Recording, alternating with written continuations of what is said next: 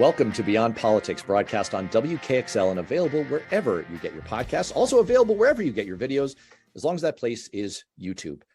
In November of 2019, the two top reporters covering the first impeachment of then President Donald Trump for the Washington Post got together over a bottle of water and decided to write a book about what had really happened. At the time, their editors were peppering them with questions that could spookily also apply to the second Trump impeachment a little over a year later.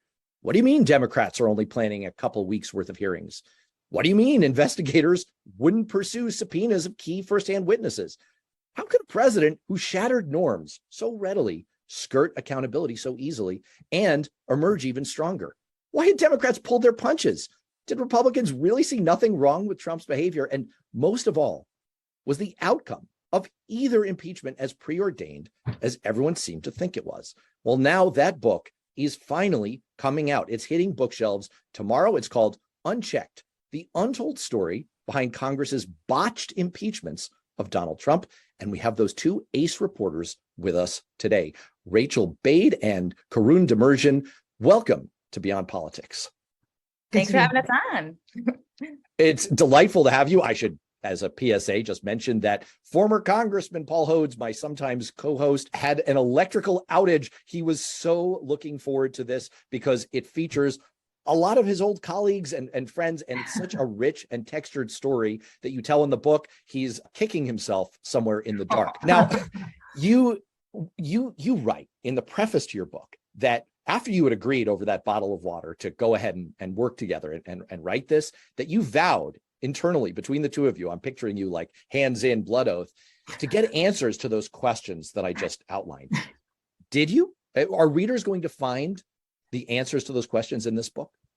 They're going to find things that are going to challenge their understanding of what happened during those two impeachments, for sure. They're going to find a lot of really, really fascinating, surprising details about what went on behind the scenes that really can sometimes directly clash with and counter what was being presented in those hearings that we were all watching play out in 2019, and then again what we were watching play out as Congress was scrambling after January 6th to figure out that impeachment and trial. So I can say with authority that we were surprised at various occasions through reporting the book, and I think we were pretty jaded going into this as congressional reporters go. So I'm sure that people who are reading it are going to find that there are going to be some eye-popping details that may change their understanding and flip the script on what they thought they knew about this really pivotal period in history.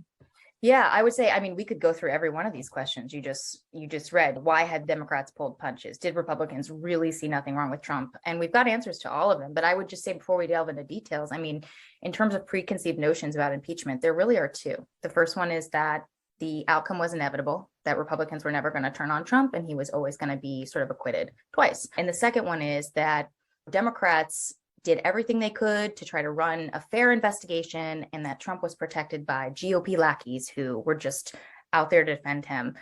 Our reporting shows that both of those are wrong. The first one, in terms of inevitability, we show in the book, and we can talk about this more in detail, time and time again, where moderate Republicans really had problems with what they were seeing out of Trump, both in the first and especially in the second impeachment, and some close encounters where they might have voted a different way, but for a ton of procedural process fouls that Democrats had sort of engaged in. And on the second, there is some truth to the narrative, obviously, that Republicans did turn a blind eye to Trump's behavior and very much enabled him. But, Democrats, we found time and time again, were more motivated by their own political calculations than they were in actual fact finding. And that, I think, is one of the big sort of surprises that people are going to take away from this, is that Democrats pulled punches. They didn't go as far as they could have gone in terms of taking Trump down.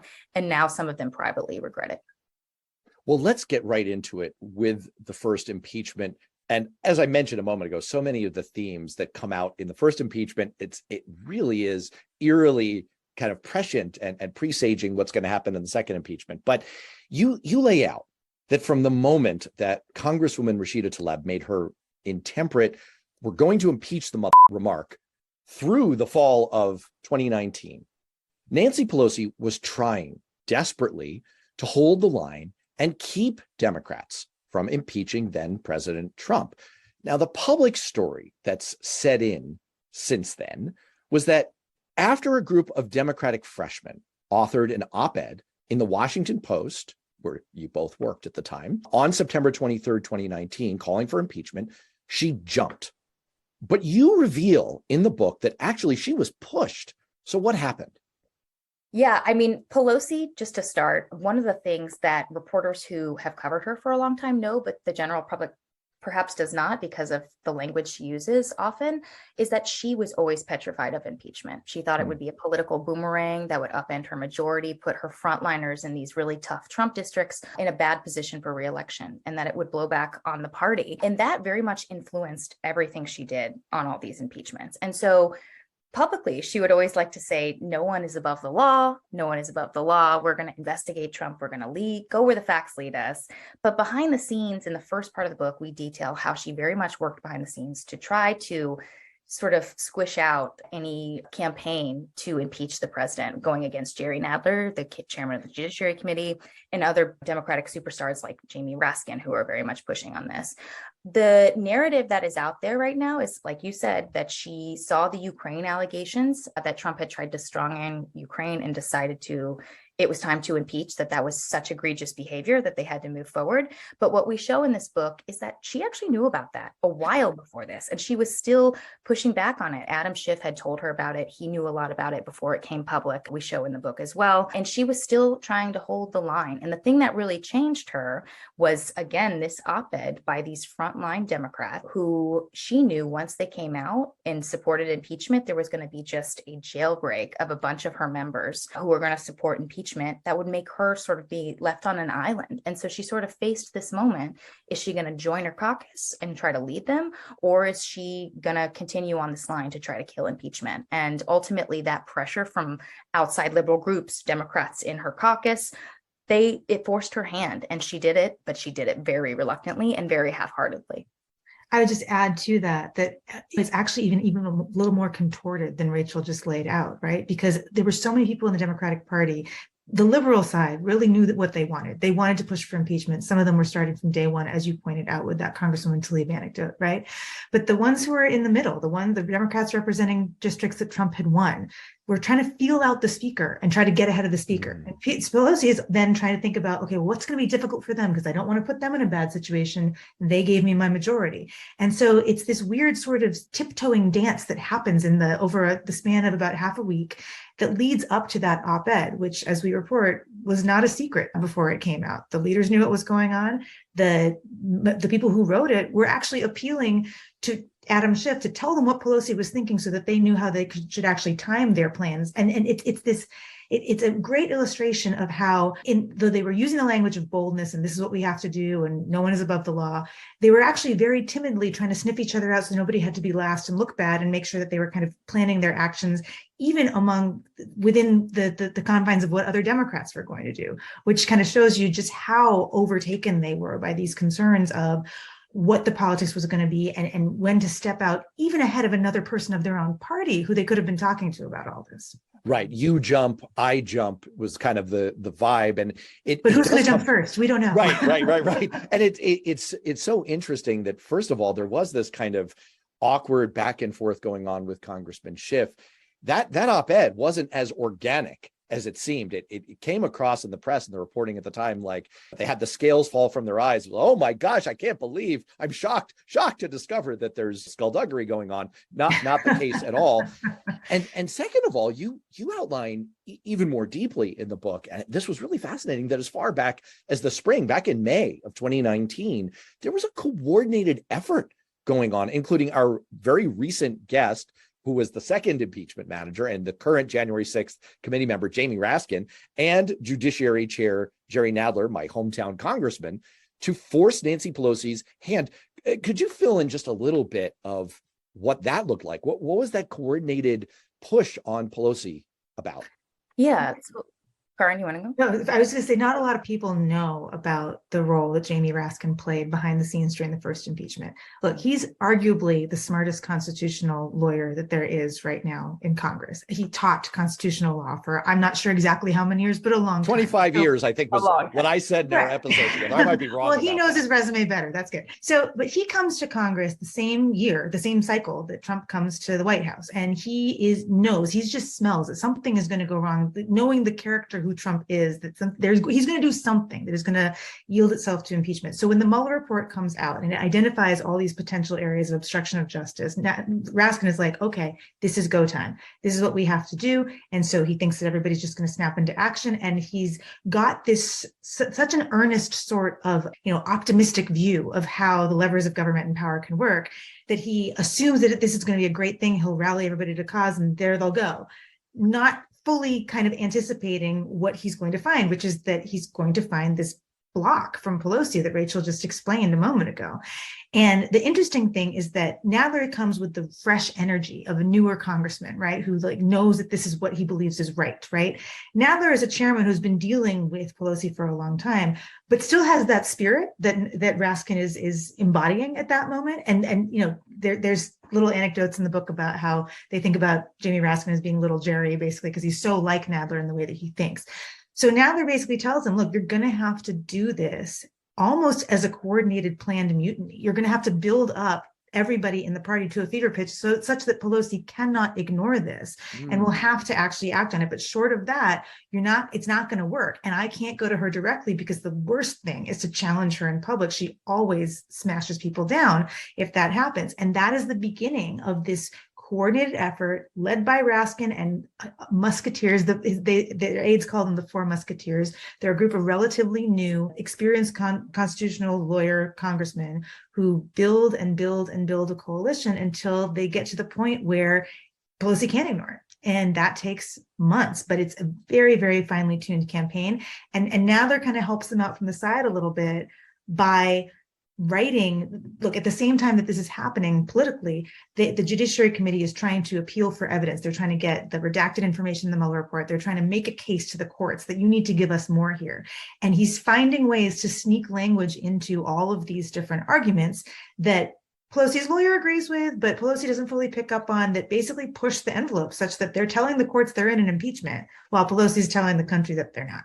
Can I ask about that? You include this intriguing nugget.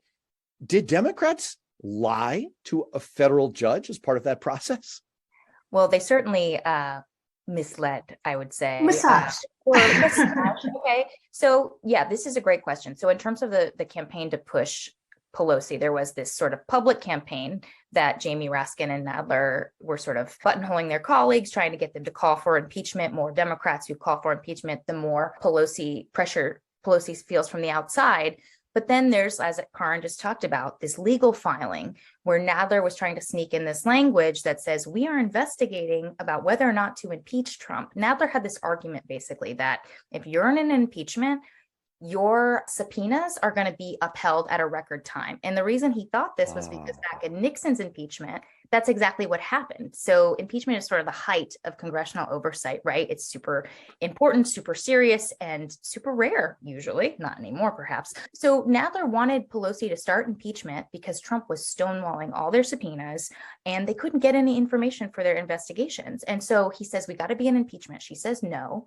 And they come up with this carefully worded statement to tell a federal judge they're investigating about whether or not to impeach, which Pelosi's office thought would maybe allow Nadler to test his theory about the courts moving fast, but she was still privately telling her frontliners that they weren't in impeachment at all. So it was very much a two-faced effort where they were trying to have it both ways and clearly were not genuine when it came to that filing. I love this whole vision of like they're sort of pre-engaged, but they haven't handed over the ring. It's weird. It's the classic half pregnant question. I mean, like, you have to decide which side of you do at a certain point. And the problem is that, the other problem is that, look, impeachment is the only form of congressional oversight written into the Constitution, but they don't tell you how to do it. They don't say what the trigger is. Is it a legal filing? Is it the speaker saying we're impeachment? Is it the House passing a resolution that says we're impeaching? There's no rule that says what it is. And so you saw this fight Rachel just described playing out in real time where they couldn't make up their mind and they were arguing against each other. It completely undermines their own message. Well, speaking of arguing against each other, you paint a really fascinating picture in the book about the tension over strategy between intelligence chair Adam Schiff and Judiciary chair Jerry Nadler. I did. I love Jerry Nadler. I nearly became his legislative director like 17 years ago. So like I'm a big fan. Like you could have been in the middle one. of all of this. I could have. Well, I'm glad I went the way I did. But anyway, so there's this tension, and you lay it out, and you really kind of like set the scene for this over whether the subsequent impeachment process that they decided to follow, once they had gotten pregnant all the way, is that like okay to say? Whether this impeachment process was truly giving Donald Trump due process, and the perception that maybe Trump wasn't being given an adequate opportunity to present his case. And you suggest that perception might have been a factor in maybe missing an opportunity to get some gettable Republicans who might have gotten on board with impeachment. All right. I say all of that by way of setting up what I think is really the big global question for both of you around the first impeachment. This is what I would call the sliding doors question. Not a big fan of the movie, but it's just a great metaphor. There were a series of decisions that you lay out in the book. The Nancy Pelosi's Ukraine-only strategy. We're not dealing with this other stuff. You spent a lot of time on that. The decision to have a year-end deadline to wrap up the process. The decision not to subpoena and fight in court for the testimony of John Bolton and other firsthand witnesses who could have shed light on what was going on in Trump's inner circle. And then all these process decisions about, whether they were giving Trump a fair trial. After reporting with this book so exhaustively, living with it for 3 years, did you come away thinking that any of these were a true sliding doors moment where the impeachment outcome would have been different if they had gone another way? I think Karoun, you go ahead. No, okay, look, yes, but not, I think, for the reason you're getting at. I think that at the point of, look, I know we're talking just about the first impeachment right now. I'm personally not entirely convinced that had all those things been completely different, that you would have rallied 17 Republicans or more at that point, because they had fewer Democrats in the Senate to actually convict President Trump. I think you would have gotten some Republicans in the House on board with that vote to impeach that you didn't, but I'm not sure that would have actually cleared the bar. But where I think it's in the other part of it, and we can discuss this more later after we talk about the details of the impeachments themselves. Remember, impeachments of presidents don't happen very often. Each one sets a really, really important precedent for how the next one is going to go down. What Trump's impeachments did the first time and the second time was they broke this standard of you do subpoena for witnesses. You do have the rules of the road laid out there. You don't one party impeach. You find a way to get somebody from the other party on board so that it doesn't look like a partisan exercise. Even if you started out with the intention, you work until you get to that point. And now, because of the way the first impeachment went down, especially, but the way that much of that was repeated in the second as well, you've been left with a moment in which impeachment is more broken as a tool than it had to have been. And that's a sliding door that I think did slide in the wrong direction, whether or not it means that they would have ousted Trump that time. Yeah, I think obviously in the second impeachment, there clearly could have been a different outcome. Yeah. I mean, they were, they got 6, 7. They could have gone, they were not that far away to getting a conviction. And clearly from our reporting and how close McConnell came, if McConnell would have gone the other way, you could have seen a whole bunch of people follow him. But I would just say that in terms of successful or botched impeachments, it's not just about getting that conviction. It's also about turning the public against the president, which is what they did in Nixon's time. Nixon was never impeached. They just did an extremely thorough fact-finding investigation. It took them a long time, more than a year, hours and hours and months of committee hearings and court fights to convince Nixon's supporters, who loved him and thought the whole impeachment effort was bogus for a really long time, to convince them that Nixon was a dirty crook, basically. In terms of kind of how the impeachment played out, what was the experience like from those gettable Republicans? How were they sort of perceiving the material in front of them? What was sort of the texture in your reporting of how all of that played out? Yeah, so we report that there was a group of moderate Republicans in the House who were very much concerned about what they were seeing in terms of the reporting on Trump and what happened with Ukraine and this potential quid pro quo he was trying to get to go after his political adversaries. One good example of this was Jamie Herrera Butler, who is a Washington Republican. She just lost her primary, probably because she voted to impeach Trump the second time around. But in the first time around, we have this story about how she stands up in a private meeting and says, why should I not vote for this? Like, she clearly sees that Trump did something wrong. Why should I not vote for an impeachment inquiry? And we show in the book how Kevin McCarthy and Republican leaders basically steer her up and stir her up on concerns about process fouls. They say, look, you should have access to these classified documents or secret documents in the SCIF, these transcripts from these witnesses who are coming in behind closed doors and telling Adam Schiff all these things. Why don't you go down and read them? And so she says, okay, I'm going to go down and read them. And she's turned away because Schiff has these rules that only the committees that are investigating are allowed to come in, which she was not part of. But that angered her. She felt like she had a right to see this information because she was going to be voting on whether or not to impeach Trump. And so she gets angry about that. She also has a problem with the due process piece of this. Kevin McCarthy sort of explains to her, and his staff explains to her, that the president doesn't necessarily have a right to have his lawyers come in and cross-examine witnesses, that it's sort of contingent on other factors that Democrats were trying to leverage the White House to do in order to give Trump due process. And so that also turns her against the impeachment. And we show in the book about how Herrera Butler is like, why have no Democrats ever reached out to me? Like, I would have a conversation about the process and what it should look like, but no Democrat ever reaches out to her to say, how do you want to do this? How can we do this so that you would potentially take this seriously? They just don't do it. So she ends up voting against impeachment. Another good example, Francis Rooney, who was this conservative from Florida, who basically had a huge problem, again, with what Trump was doing with Ukraine. And he tells Pelosi on the House floor, we show in our book, I'm willing to impeach the president if you call in firsthand witnesses. He wanted to see someone like John Dean, a person from Trump's inner circle who could say, Trump, from his mouth, told me this is what he was trying to do in Ukraine. He wanted that firsthand witness. And Pelosi says, no, we're on a timeline. We don't have the time to fight in court. And so he votes against impeachment very reluctantly because he does think this is an impeachable offense, but he feels like it's being done with such a political lens or a political process that he can't get behind it.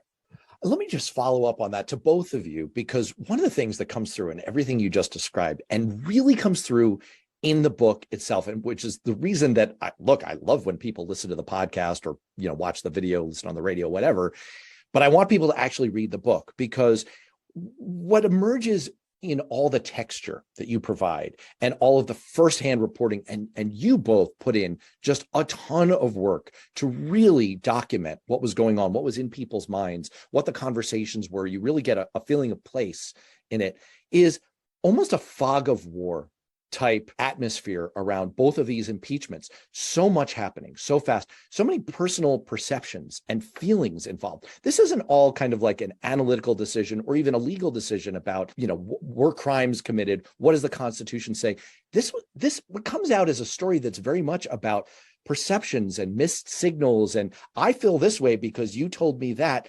I guess my broader question out of that is, were there instances that stand out to you of that kind of chaos and misunderstanding and cross signals, either within the parties or even between party leaders, that also kind of changed the way the story unfolded here? Tons. Sorry to just jump in like that, but tons. Yeah. I mean, look, we've gone through a lot of the details of the first impeachment. They start to become more tragic as you're heading out of the first impeachment and into this trial and then into the second. I mean, look, we all watched as Nancy Pelosi, when she was supposed to be taking a victory lap after the first impeachment, basically refused to answer questions about whether she would even send the charges over to the Senate.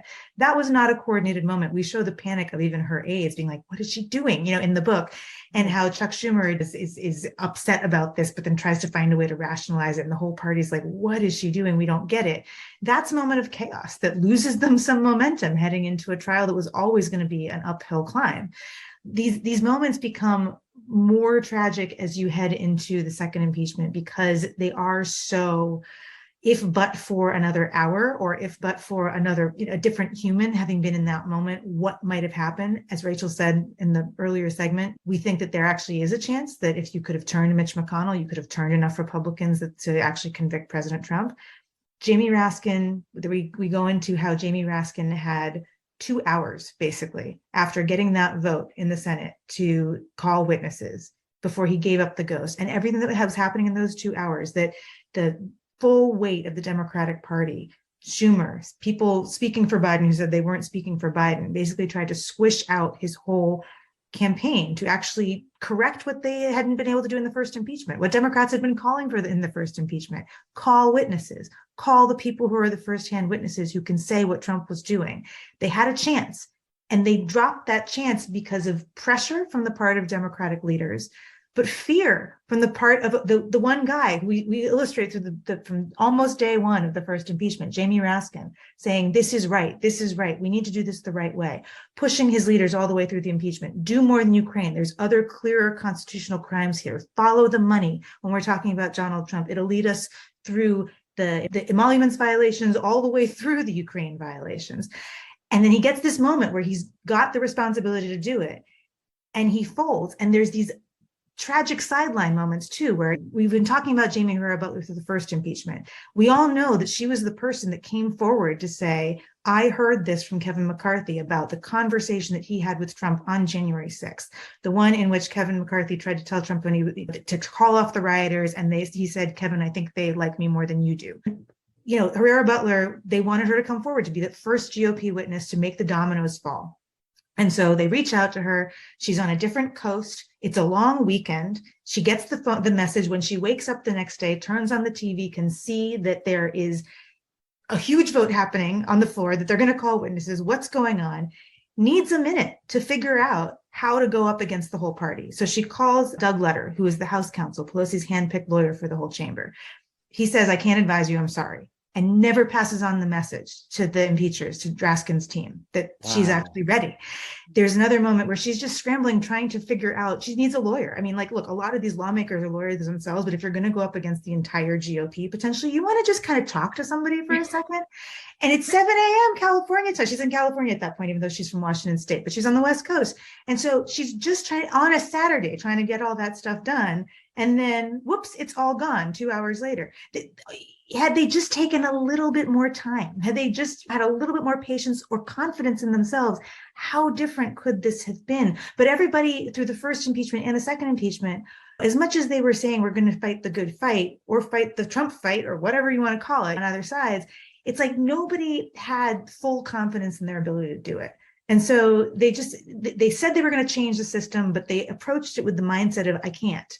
And so that caused a lot of people to give up. It caused messages not to be delivered. It's like a bad romance novel in some ways. You know, if you actually get into the personal failings of individuals with potentially good intentions, but just the mistakes that they made that are just so human. They aren't systematic. They aren't about impeachment. They're just about people screwing up. But the implications are enormous. And especially because, like I was saying before, it's so seldom we have these presidential impeachments.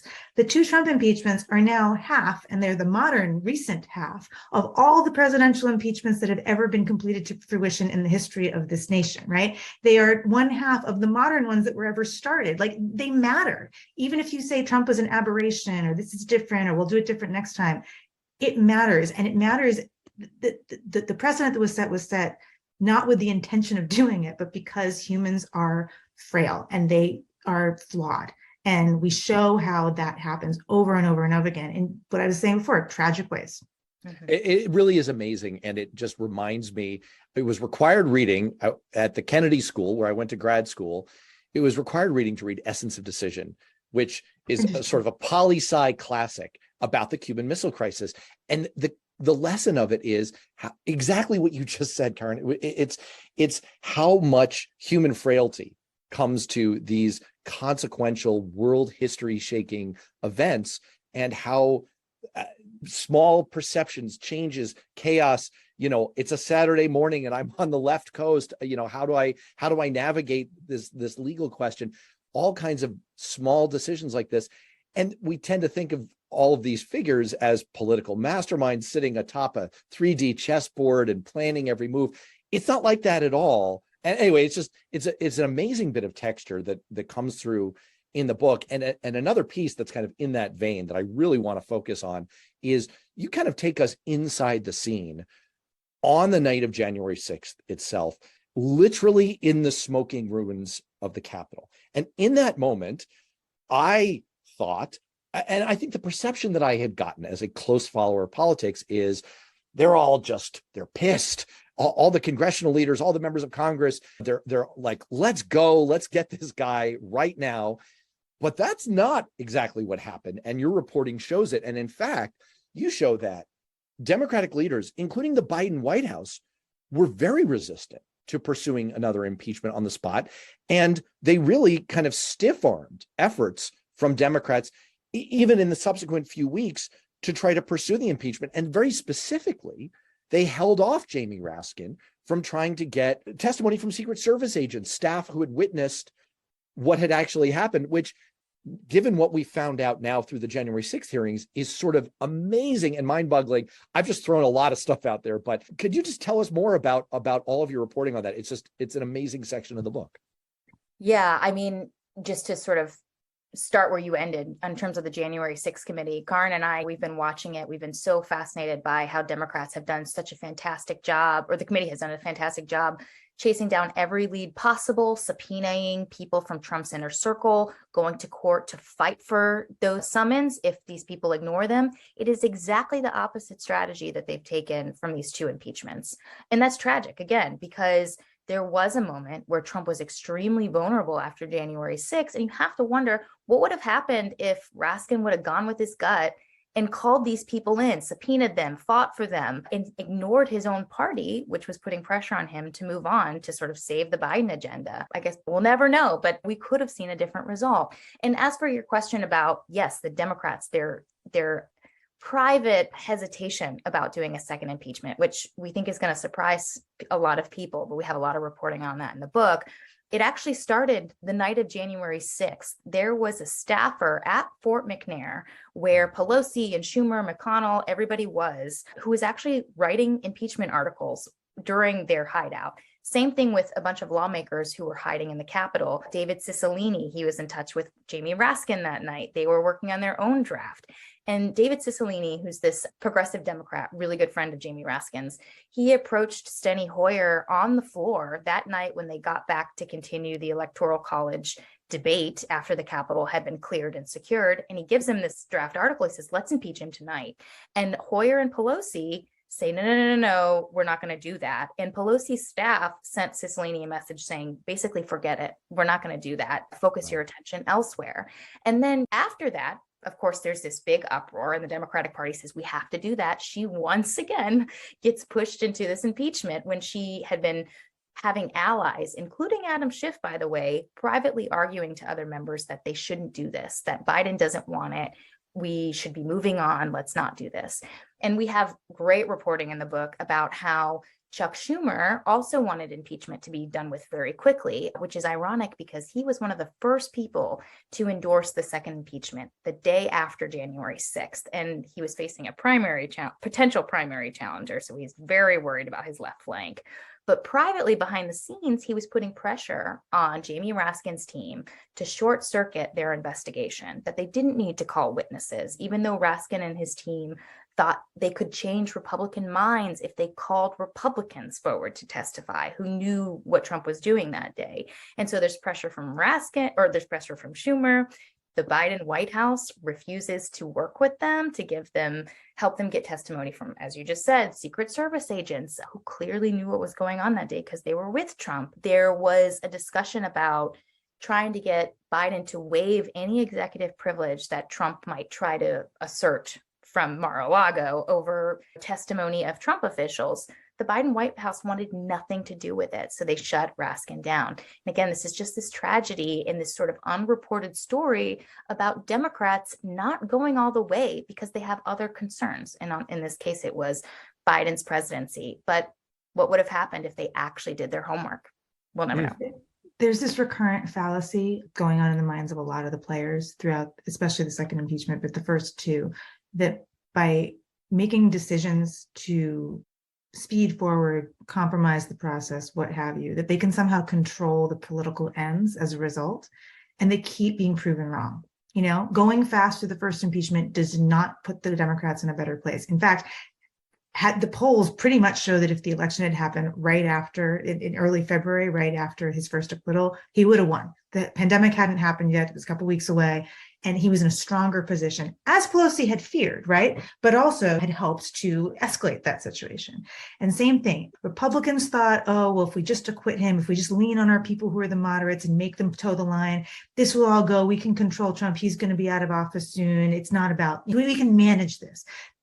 Of course they couldn't do it. Same deal with the Democrats. Oh no, if we just push the impeachment away, if we just stop talking about Trump, Biden can have his cabinet and he can have his agenda, and all we'll talk about is how great the Biden agenda is. We're still talking about Donald Trump, and we are just a couple weeks away from the midterms. It's been almost 2 years.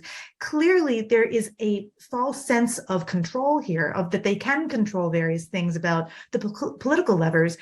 But what they actually could have controlled was the procedural levers that were going to have some durability beyond just this particular arrangement of parties being in power of different power centers in Washington. And those things that they did control, they've set up to be a really, really live wire for the next time when we're probably looking at a GOP House and a Democratic president. Mm-hmm. Well, the other side of that coin, of the picture that you just laid out there of what was going on in the minds of Democratic leaders, is what was going on in the behavior of Republicans who have generally been praised by the sort of MAGA Trump faction portions of the world, including by me. I'm a Democrat, and I have said that I think the continued existence of our republic hinged in no small part on the threads of backbone remaining in the vice president. You show, and you're reporting in the book, that there's a much more nuanced story there about both Vice President Pence and the House Republicans who voted for impeachment. What can you share about that? Yeah, there's definitely, Karoun, do you want to go? No, I was just going to say, I'll take the Pence one. How about you take the moderate? Look, Mike Pence has made a lot of hay out of how brave he was being on January 6th and how willing he's been to come forward. And yes, he did do some things on January 6th, but he had a moment where he could have let his people come forward to be witnesses in that second impeachment trial, and he got scared. And they shut down and they just stopped being helpful. And so it's very nice that now, much later, again, he's saying, okay, fine, Mark Short can go and testify for the January 6th committee. But again, they had a moment to actually look, granted by the trial, Trump wasn't in office anymore, but when you're talking about an impeachment conviction, that opens you up to have that next vote about whether or not somebody can ever run for office again. That is a very, very durable thing that you can do. Even in this circumstance, if Pence's aide's testimony helps create a situation where not only do they get Trump on the subpoena, but the Department of Justice is willing to run it all the way down and send Trump to jail, guess what? You can still run for the Oval Office from a jail cell. It's not the same thing as being barred from office at the end of an impeachment conviction. And so it's not quite the bravery that he has been saying has been the mantle that he's been holding up for himself. Actually, he chickened out, just like almost everybody else did, with the exception of Jamie Herrera Butler and the immediate aftermath of the events of January 6th. Yeah, I mean, we show in the book, that Raskin, he had this sort of like top secret effort to try to find witnesses who would come forward, Republican witnesses. And Pence was his top target, Pence's aides, specifically those who were with him in the basement when the Capitol was stormed. And we show in the book how they reach out through a number of intermediaries. One of them is Jeff Flake, who is a former senator from Arizona, was one of Pence's best friends in Congress, very close, to try to persuade Pence to allow his team to testify. Same thing, they did it. There's an attorney named Chuck Cooper, who actually was representing John Bolton in the first impeachment. So he was kind of against the Democrats in the first impeachment, but he was their ally in the second. And he offers to be this go-between between the impeachment managers and Pence's team, because he's really good friends with Pence's lawyer. And so he's also making this case as well. And then in the last 2 hours of the trial, right after they called witnesses and Jamie Raskin is trying to get Pence aides to appear, or Jamie Herrera Butler, whoever they can get in touch with, the word comes down through Cooper that Pence is not going to allow this to go forward, that if they subpoena him, they're going to challenge it in court and it's going to drag the trial out. And that's what ultimately gets also Jamie Raskin to fold, in addition to the pressure from his own party. So yeah, I mean, there, as Karoun said, there was a moment he could have done something about it, and he didn't. He was too chicken to allow his staff to testify. And in terms of those 10 GOP impeachers in the House, we show how Raskin, in that frantic 2 hours, he was calling a whole bunch of them, trying to find out if any of them would testify. Did any of them had any of them heard this story from McCarthy about this call he had with Trump that day? Because if you remember back then, we didn't know a lot about what was going on in the White House, and everybody was trying to figure out what Trump was doing. And those 10 impeachers, at least some of them, had heard that story from McCarthy, and they lied to Jamie Raskin and told him no, because they were too afraid to come forward. So again, the limited bravery of some of these Republicans who we've all sort of, or people have hailed as, being brave and heroes. Well, turns out in a key moment, they were too chicken. Oh, sorry, Karoun, did you want to okay, no, great. I was all just smiling, wincing really at that conclusion. It is absolutely amazing. And one of the things I appreciate, I'm editorializing a little bit here, is that I just want to mention that what frequently happens with Capitol Hill reporters is they have to be so cautious about pulling their punches because they're well-sourced and they want to stay well-sourced. And what's really been amazing as excerpts have come out from the book and in the book itself is that you're both very brave, and it's a contrast to the type of behavior you were just describing from the impeachers, is that you're not afraid to tell it like it is. And I think all of us are going to benefit from that kind of honesty and candor. And in the long run, I've worked for a number of members of Congress. It feels like you're doing them favors to kind of euphemize around some of the things that have gone on. In the long run, I suspect that it's actually better for them as well to have that kind of honesty. All right, Rachel, I don't know if you wanted to jump in on that. I mean, I know I've just called you the modern Woodward and Bernstein of the impeachments. High praise indeed. But I mean it sincerely. I really think that you both are it's to your vast credit that you are so direct about all of your findings.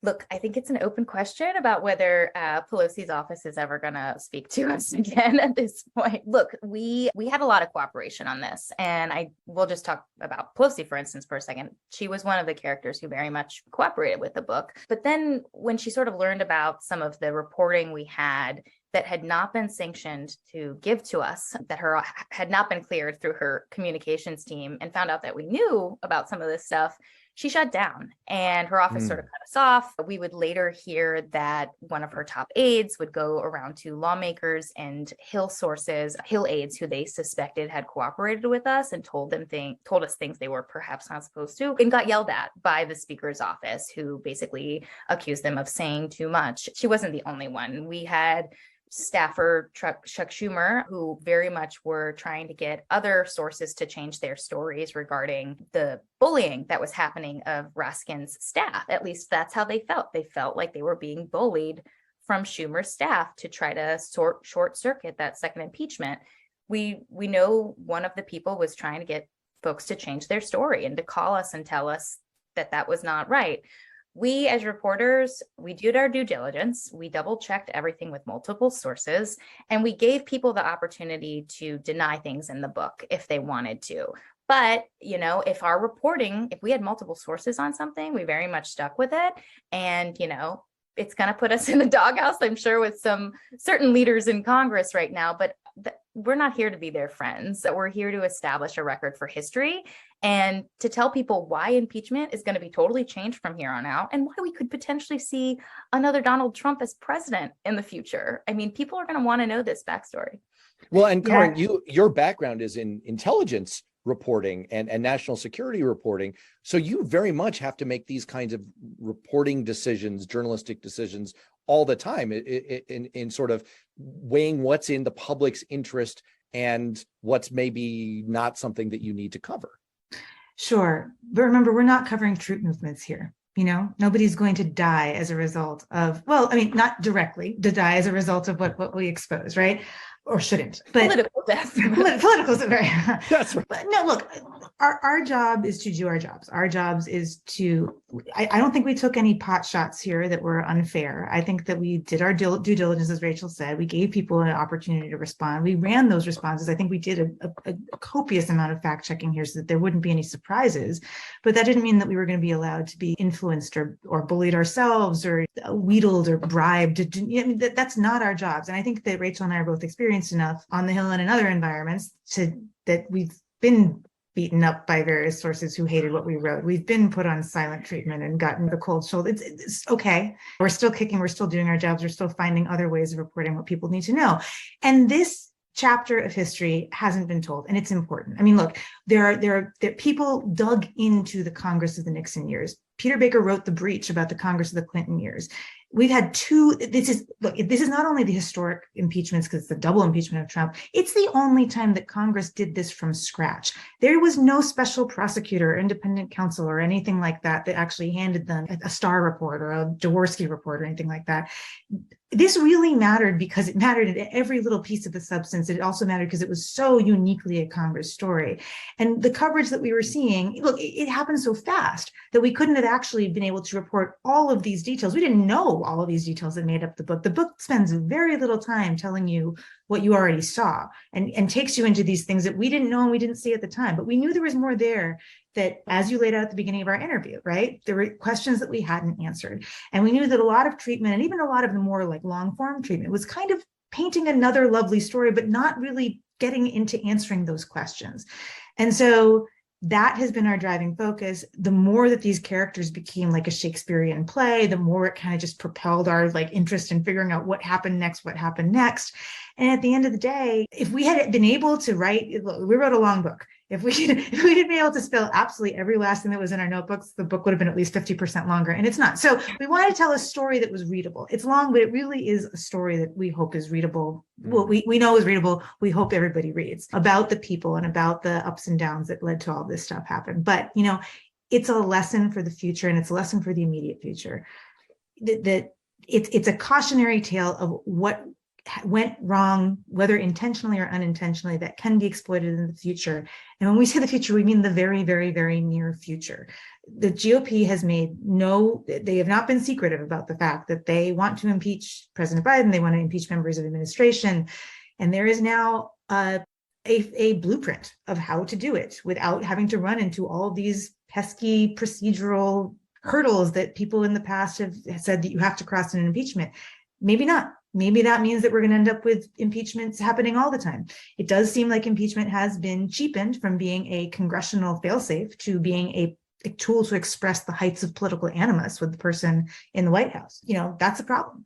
It's also a problem if you don't have these safeguards of what if someday it works because you've got supermajorities, you just don't like the guy, even though maybe they haven't done anything that's that terrible and wrong, high crimes and misdemeanors. What does that really mean? Because we have these precedents of the system and how the structure of it works being somewhat dismantled. I was going to ask you, because excerpts have come out, they're really fascinating about Mitch McConnell and his internal, but it's been covered in other places, and I commend that to people. I really wanted to ask about that, but Karoun, what you were just saying leads so naturally to the thing that I really, really wanted to ask with, and maybe we'll just close on this question to both of you. Is that issue of the long-term legacy of these two impeachments? Because right now, as we record this, and I hope that this podcast will live on in the same way that I hope your book will continue to live on, and maybe it'll be assigned the Kennedy School in 20 years. We're on the cusp of an election where it's widely expected that Republicans will retake the House, and it's widely expected that if they do, they will move to impeach President Biden. And there's also been reporting from some of your Politico colleagues, Rachel, that Republicans don't really know what for. They're just planning to impeach him because, Karoun, as you were just saying, that's kind of what you do. And so I want to ask about that lingering legacy. You actually write in the book, and I'm quoting here, by laying bare the fundamental weakness of Congress's greater oversight power, Trump's two impeachments shook the foundations of the constitutional order that had governed the nation for more than 2 centuries, throwing the future balance of government checks and balances into doubt and weakening impeachment as a tool for the future. Is that the lasting legacy of these two impeachments? Yeah, Yes. absolutely. That's exactly what we get into our epilogue here. I mean, as Karoun was just saying, the way these two impeachments played out, there is now a path set forward for any party or any future Congress to sort of short circuit this sort of high bar and high standard that past impeachments have had, whether it's like giving the president due process, whether it's making sure you call in firsthand witnesses and fighting for them in court and trying to convince the other side, not just your own party, but the other side, like doing an actual effort to try to change minds. That didn't happen here. And because of that, you're going to see Republicans doing the same thing as soon as next year. I mean, Karoun and I write in the book that in the first year of Biden's presidency, there were more impeachment articles filed against him than there were against Trump, which is slight discrepancy. Yeah. And, I was just talking to an impeachment expert, Tim Naftali, who's a NYU professor who totally agrees with us on this, by the way. And he was saying that he now expects that starting next year, we could see impeachments happen for policy reasons. Like some of those impeachment articles filed against Biden are about the withdrawal in Afghanistan, which was horrible, right? Terrible. But is that something that the founders would want people to be impeaching over? The situation on the border or Biden's border policy, there's impeachment articles about that now with Republicans. Naftali was telling me that the founders actually debated whether or not you should be impeaching a president for policy disagreements. And they agreed, no, this is about safeguarding the republic. And that's not it. But now, due to these sort of lower standards, he's expecting that. And once one party does it to the president of another party, it's going to happen all the time, over and over. And I would just add to that, because since this is running with video, you probably saw me wincing there for a second. No, look, the problem is that now, because there's so much of a rabid fervor to impeach and to do with it brings everything else down with it, right? When Rachel was talking about Afghanistan, I covered the Pentagon now, right? There's legitimate reason to investigate what happened in the Afghanistan pullout, but it's going to get swept up in all of this hyper politicized environment. And it's going to become that much more difficult to siphon off what is the legitimate strains right here of oversight versus what is just the juggernaut of political fist fighting that it is going to take over a lot of the culture and the climate of Washington, especially if we hadn't ended up in a situation where the House ends up in GOP control, as we're all expecting that it probably will be, short of some sort of really big surprise. And so it's not, look, impeachment, as I think I mentioned before, it's the one oversight tool that actually exists in the Constitution, with very few directions of how to use it, but it exists in the Constitution. But it kind of represents, it affects what happens with impeachment, affects what happens with all the rest of oversight too. And so this is really problematic when you've chipped away at how much Congress can do in the impeachment, because if you can't do it in impeachment, where the heck are you going to be able to do it elsewhere in the oversight framework, right? Yeah, when you've got a friendly president helping you out with the Justice Department for something like the special committee to investigate the events of January 6th, different story. But most of the time you're doing oversight, the president's not your friend. The president's not inclined to help you out or even turn the other way and do you the solid of not getting in your way. It's much, much more adversarial. And now look, there have been very few presidents over time that have been willing to give back power to Congress. This is a constant battle back and forth, right? And to their credit, the Democrats, who we criticized to great lengths in this book for the mistakes, did recognize that they have systematic problems that they need to fix here so that they don't actually keep going down to the race to the bottom in terms of what their oversight does. But they're running out of time. And while the House has passed some of these reforms to try to shore up the system in the style that they did post-Watergate, which was like the exception to actually the trajectory that this is all on, still hasn't happened in the Senate. We're going on 2 months and change now left in the year and just a couple weeks left in session. If those changes don't happen, there's no more guardrails really to prevent this trend from continuing in that direction, especially because the GOP wants to make Biden look like just as much of an impeached president as Trump is now, for the anticipation of potentially another matchup in 2024. And again, that just is another data point of how politics is king here and the institutional safeguards are not.